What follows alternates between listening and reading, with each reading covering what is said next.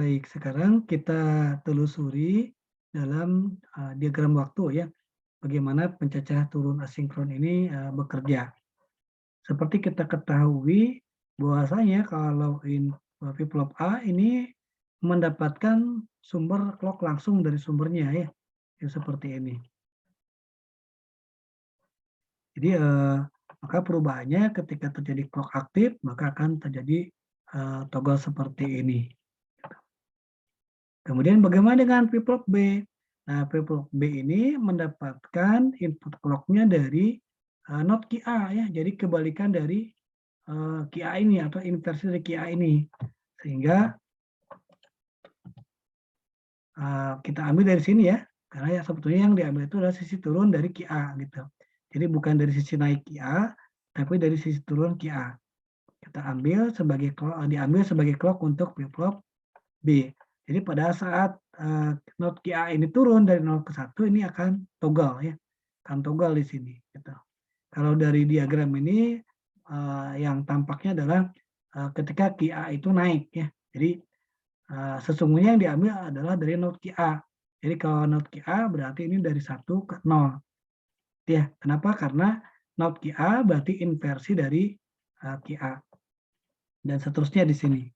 Kemudian pada flip-flop C, ini sumber clock-nya diambil dari not key B ya, not key B. Jadi dari kebalikan dari atau inversi dari key B ini. Berarti pada saat ini naik, berarti di not key B itu turun. Nah, di sini terjadi aktif pada flip-flop C sehingga key C ini toggle dari 1 menjadi 0 ya. Ini pun sama, toggle dari 0 menjadi 1 dan seterusnya. Kemudian pada flip-flop D, ini sumber clock-nya diambil dari not key C. Ya, jadi kebalikan dari key C. Key C ini ketika key C ini naik dari 0 ke 1, berarti not key C itu turun dari 1 ke 0. Maka di sini aktif ya, clock-nya aktif sehingga terjadi toggle pada flip-flop D. Sehingga nilai key D yang semula 1 itu menjadi 0. Gitu. Terjadi lagi perubahan di sini gitu ya ketika not key C ini turun lagi dari 1 ke 0. Nah, ini kita bisa perhatikan bahwa kalau kita susun dengan output key D, key C, key BA ini, maka dapat kita lihat bahwa terjadi cacahan turun ya dari mulai 111, 1111 atau 15, kemudian 1110, 14 dan seterusnya. Ini berarti cacahan turun 15, 14, 13, 12, 11, 10, 9, 8, 7, 6, 5, 4, 3, 2, 1, 0. Kemudian selanjutnya adalah kembali ke 15. Ya, jadi kembali ke sini. Nah, sesungguhnya prosesnya itu memang tidak per satu output seperti ini gitu ya. Karena dalam satu waktu itu yang terjadi ini segini. Misalkan jadi dalam clock pertama maka kondisi outputnya ini gitu ya. Berapa? 1110 misalkan di sini 1111 yang pertama kali, kemudian pada saat clock ini aktif ini berubah menjadi 1110. Kemudian clock ini aktif lagi 1101 gitu ya. Aktif lagi berarti 1100 gitu. Dan seterusnya ya. Di sini contoh yang ke-6 berarti 1001. Ya, kalau ke-6 ya 1001. Kemudian di sini kalau ke-7 1000 dan seterusnya ya. Sampai nanti di ujung 0000. Kemudian pada saat clock aktif yang ke-16 itu 1111 gitu ya. Jadi prosesnya seperti ini per clock gitu. Bukan berarti per satu key gitu ya. Tadi digunakan per satu key tujuannya untuk memberikan pemahaman bagaimana setiap flip-flop itu bekerja. Gitu. Baik, sekarang masuk ke pencacah modulo. Nah, pencacah modulo berarti pencacah yang jumlah cacahannya bisa kita atur ya. Maksimum itu 2 pangkat N, akan tapi kita bisa rancang kurang dari 2 pangkat N. Jumlah cacahannya ya. Nah, langkahnya bagaimana? Nah, langkahnya di sini contoh kita memodifikasi pencacah 4 bit atau modulo 16 menjadi pencacah modulo 10. Nah, saya sebutkannya secara teori gunakan gerbang NAND untuk melakukan reset ya. Jadi gunakan gerbang NAND untuk melakukan reset pada seluruh flip-flop. Ini konteksnya kita akan menggunakan pencacah naik ya. Kemudian dengan cara menghubungkan keluaran NAND pada seluruh masukan, clear ya. Jadi masukkan keluaran dari NAND ini dihubungkan ke semua input clear pada setiap flip-flop. Kemudian sehingga ketika semua input NAND ini satu, maka outputnya akan jadi 0 ya. Kalau 0 berarti ini mengaktifkan clear. Kemudian di sini hubungkan Q3 dan Q1 pada masukan NAND. Ya, sehingga keluaran NAND akan berbeda 0 ketika Q3 dan Q1-nya satu-satu. Kenapa? Ini kan kondisinya pada saat 1010 ya. Ini adalah 10. Jadi kondisi 10 ini dimanfaatkan untuk memicu NAND agar nanti melakukan clear pada input asinkron. Nah, kita lihat ya prosesnya. Jadi kita tahu bahwa pencacah 10 itu berarti mencacah dari 0 sampai 9 ya. Dari 0 sampai 9. Kemudian bagaimana cara memodifikasinya? Nah, kita tahu bahwa nilai 10 itu diperoleh dari 1010 ya. 1010 ini ada di QD dan QB gitu. Ini ada di QD dan QB. Atau tadi Q1 dan Q3 ya. Kalau tanya Q1, Q2, Q3, maaf Q0, Q1, Q2, Q3. Ini kalau pakai QA QD, QC, QB, QA, jadi nilai satunya ada di QD dan QB. Gitu. Kemudian kita manfaatkan yang satu ini untuk meng-clear, gitu ya, mengaktifkan clear. Caranya, salah satu caranya dengan memanfaatkan gerbang NAND, ya gerbang NAND. Jadi gerbang NAND ini digunakan untuk clear semua flip-flop gitu ketika output dari QD dan QB ini satu-satu. Ini dimasukkan ke input NAND, satu-satu akan mengaktifkan NAND menjadi 0, ya outputnya jadi 0. Nah, pada saat 0 berarti clear-nya aktif. Karena clear ini aktif low ya, aktif kalau diberi nilai 0. Maka seketika, gitu ya, seketika semua output akan menjadi 0 gitu. Nah, setelah 0 kan ini 00 berarti akan kembali lagi ya. Ini setelah ketika 0 akan clear, 00 nanti akan kembali lagi menjadi 00. Pada saat 00 ini, nah ini jadi 00 kan, maka ini kembali 1. Nah, pada saat 1 berarti ini kembali normal ya, melakukan proses cacahan. Nah, berikut pencacah mod 10 ya, modulo 10. Jadi hanya mencacah sampai 0 sampai dengan 9. Pada cacahan pada clock ke-10, 11, 12 ini akan kembali lagi ke 0. Jadi 1010-nya tidak ada, tidak terjadi ya, sesaat saja. Jadi hanya dimanfaatkan untuk melakukan reset ya. Setelah di-reset, ini kembali ke 0000. Nah, ini adalah pencacah modulo. Atas bagaimana pencacah modul lainnya? Nah, caranya sama seperti tadi ya. Jadi kalau pencacah 12 berarti yang satunya mana? Nah, kalau 12 kan 1100 ya, 1100 berarti di sini QD, QC ya, kalau kita gunakan angka. Baik, sekarang kita masuk ke pencacah sinkron.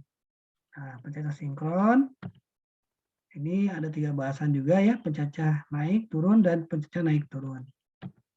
Baik, pada pencacah naik sinkron, secara prinsip sama ya, menggunakan flip-flop CK. Setiap flip-flop CK menyimpan 1 bit, hanya bedanya nanti adalah rangkaiannya. Gitu. Pada pencacah sinkron, clock-nya satu sumber, ya, sehingga sinkron bersamaan ya, bekerja secara bersamaan. Kalau tadi kan asinkron, berarti tidak bersamaan. Ini sinkron berarti bekerja secara serentak. Flip-flopnya, semua flip-flop bekerja dalam waktu yang sama. Kemudian input J dan K yang diberi nilai 1 itu hanya pada flip-flop pertama. Sementara flip-flop kedua ini diambil dari QA ya, Q sebelumnya, Q flip-flop A gitu. Sementara untuk flip-flop C itu diambil dari hasil N antara QA dan QB. Gitu. Dan untuk JK flip-flop D diambil dari N QA, QB, dan QC. Gitu ya. Nah, jadi kalau nanti ada lagi, misalkan ada di sini QE, berarti input JK-nya diambil dari N, QA, QB, QC, QD, QE. Maaf, QA, QB, QC, QD ya. Nanti ada lagi F, berarti QA, QB, QC, QD, QE, dan seterusnya. Jadi cara merangkainya seperti itu untuk pencacah naik sinkron. Ini contoh 4 bit. Nah, ini jadi semua flip-flop ini dipicu oleh sumber clock yang sama sehingga bersamaan ya. Dan di sini tadi kita lihat active flow ya. Active flow berarti bekerja pada transisi negatif. J dan K pertama yang diberi satu permanen, sisanya bergantung kepada output flip-flop JK sebelumnya. Gitu. Nah, ini flip-flop yang pertama atau flip-flop A ini akan selalu toggle ketika clock-nya aktif, gitu ya. Tapi kalau flip-flop yang kedua, ketiga ini ada kondisi dia menahan atau toggle tergantung nanti nilai dari flip-flop sebelumnya. Gitu. Sangat bergantung dari nilai output flip-flop JK sebelumnya. Pada prinsipnya jumlah cacahnya sama, kalau 4 bit berarti ada 16 cacahan, gitu ya. Hanya dari sisi rangkaian dan cara kerja yang berbeda. Bagaimana dengan pencacah turun? Nah, pencacah turunnya juga sama, gitu ya. Hanya bedanya tadi prinsip mengambil nilai untuk JK-nya, untuk flip-flop kedua, ketiga, dan keempatnya ini diambil dari node-nya ya, dari node key-nya atau dari inversinya. Itu seperti ini. Jadi untuk yang flip-flop B, JK-nya diambil dari node key, kemudian yang C berarti dari N antara node key A dan node key B. Yang JK ini diambil dari node QA, QB, dan QC, gitu ya. Gitu. Sebetulnya rangkaian pencacah ini bervariasi ya, jadi tidak harus seperti ini, karena pada prinsipnya yang terpenting adalah bagaimana menghasilkan cacahan, gitu. Tapi pada prinsipnya di sini ditayangkan atau ditampilkan yang mudah dipahami, gitu ya, yang mudah dipahami karena rangkaiannya tersusun rapi. Sementara kalau mendesain itu bisa bermacam-macam ya. Di dalam beberapa buku kita bisa temukan beberapa modifikasi untuk rangkaian pencacah. Nah, kemudian bagaimana pencacah naik turun? Nah, pencacah naik turun ini diatur dari sisi pengambilan nilai JK-nya, gitu ya. Jadi kalau yang naik kan menggunakan yang sisi atas ya, yang turun sisi bawah. Nah, ini kita bisa gunakan rangkaian seperti ini sehingga nanti ini ada rangkaian kontrolnya up atau down. Kalau up berarti dinilai 1, ya kalau di sini 1, di sini 0 ya, maka ini tidak aktif bagian bawah. Berarti yang atas. Tapi kalau down berarti dikasih nilai 0, berarti yang ini bernilai 1, yang ini bernilai 0, sehingga ini yang aktif. Baik, apa keuntungan pencacah sinkron? Nah, dalam pencacah sinkron, semua flip-flop ini bekerja secara bersamaan ya. Karena disinkronkan oleh pulsa clock. Sementara dalam flip-flop asinkron itu ada yang namanya waktu tunda. Ada istilah waktu tunda atau delay propagasi ya.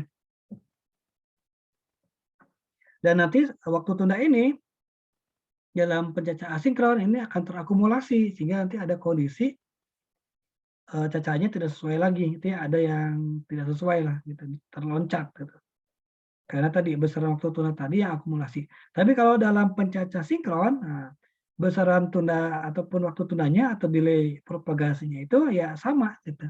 Kenapa sama? Karena pencacahnya bekerja dalam waktu yang sama. Gitu ya.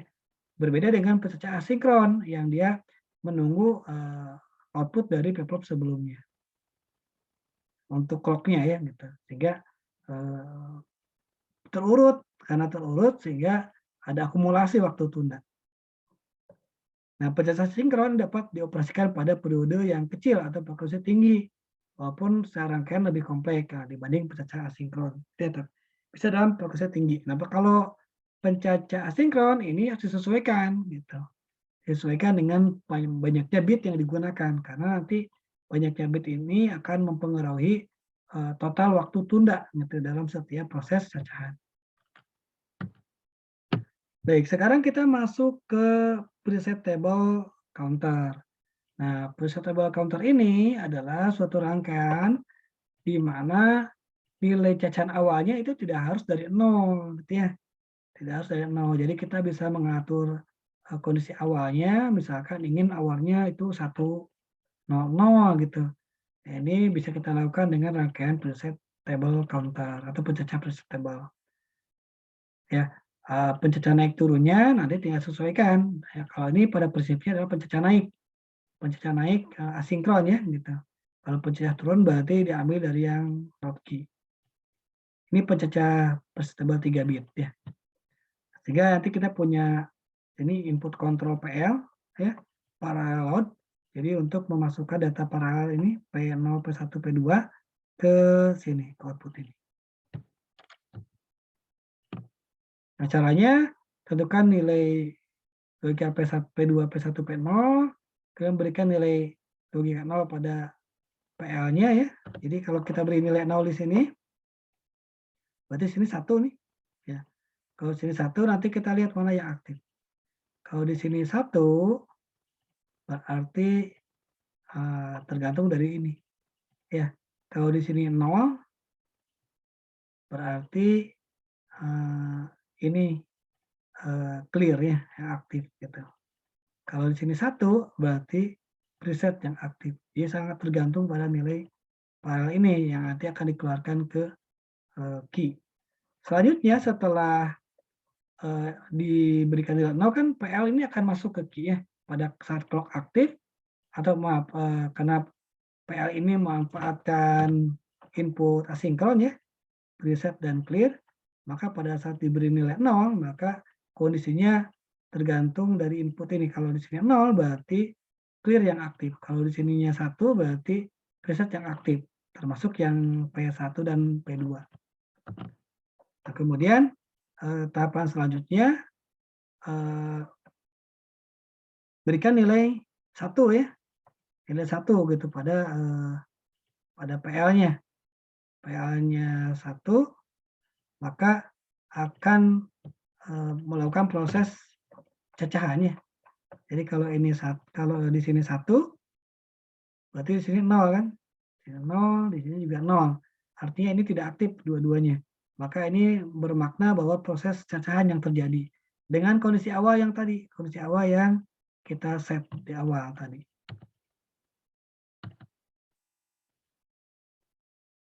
Oke, sebagai contohnya ya, akan kita berikan nilai 101 gitu.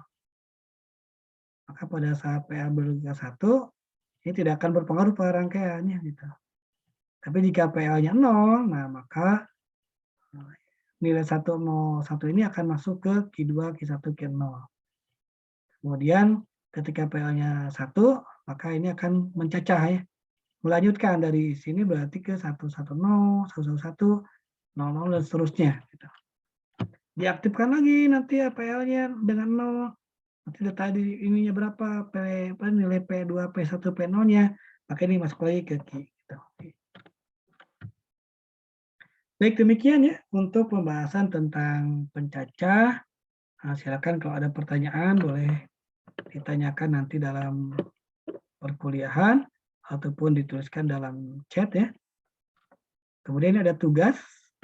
Tugasnya itu pertama sebutkan kelebihan dan kekurangan pencacah asinkron dan pencacah sinkron. Nah, dari paparan tadi sebetulnya sudah ada ya. Tinggal coba diformulasi, diuraikan, itu saya ringkas dengan bahasa sendiri. Kemudian yang kedua, coba tentukan kondisi output CBA ini, gitu ya. Nah ini rangkaian apa? Ini apakah ini rangkaian pencacah, gitu ya? Ini rangkaian pencacah ya. rangkaian pencacah, kemudian buat dalam bentuk tabel ya, clock 1 sampai clock ke-10, dan kondisi awalnya CBA-nya ini 000 gitu. Jadi kita lihat cacahan berapa ini gitu ya. Kemudian yang ketiga, lakukan analisa ya. Analisa nih. Jadi gambarkan diagram waktunya, kemudian ini pencacah modulo berapa? Ya dengan konsep tadi yang dinenkan yang mana saja, berarti ini modulo berapa. Demikian untuk penyampaian materi pada kesempatan ini. Mudah-mudahan bermanfaat. Saya akhiri. Assalamualaikum warahmatullahi wabarakatuh.